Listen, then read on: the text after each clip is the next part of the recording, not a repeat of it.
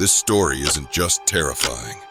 It's a nightmare that never ends. It was an ordinary Saturday when Thomas decided to visit the estate sale down the road. His daughter, Lily, had been asking for a new doll for weeks, and with her birthday coming up, he thought it would be a good idea to find something special.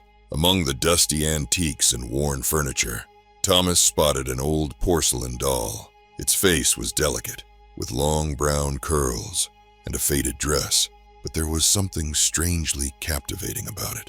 After a brief negotiation, he bought it, thinking it would be the perfect gift for Lily. At first, everything seemed normal. Lily adored the doll and immediately named it Clara. She carried it everywhere, feeding it, talking to it, even taking it to bed. But soon after, Thomas began to notice small things around the house that didn't quite sit right. A chair that was pushed in one moment was pulled out the next. The kitchen light, which he swore he turned off, was on when he entered. Little noises filled the house at night, like soft footsteps or the faint creak of the wooden floors upstairs. He chalked it up to stress, perhaps a product of his long work hours, or the unsettled feeling that always seemed to linger when he was home alone. But it didn't stop there. Lily's behavior began to change.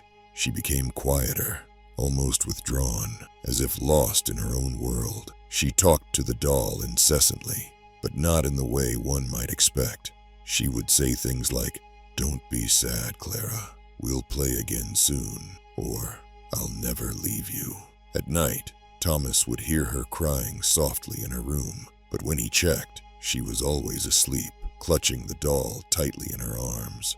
The unease grew. One evening, as Thomas was cleaning up after dinner, he heard a faint giggle echo through the house. He froze. It was the unmistakable sound of a child's laugh, high-pitched and playful, yet chilling in the silence of the empty house.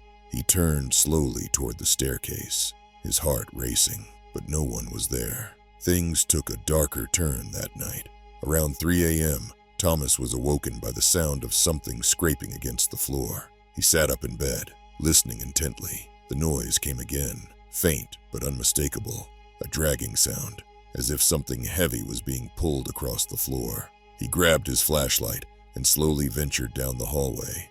To his horror, the doll was sitting at the top of the stairs, its porcelain face staring at him with an intensity that made his skin crawl. Lily's door creaked open, but she wasn't there. Panicking, Thomas searched the house frantically, finding Lily in the attic, playing with the doll as if nothing was amiss.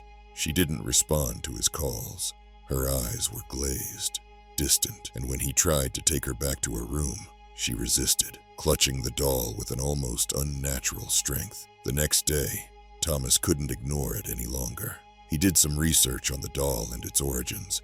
It had once belonged to a young girl named Emily, who had tragically died in a fire many years ago. The family who had owned the doll had tried to keep her spirit bound to it, hoping to preserve the little girl's innocence, but the doll had never left the house, even after the family moved away. It was said that Emily's spirit had never moved on, lingering in the doll, unable to find peace.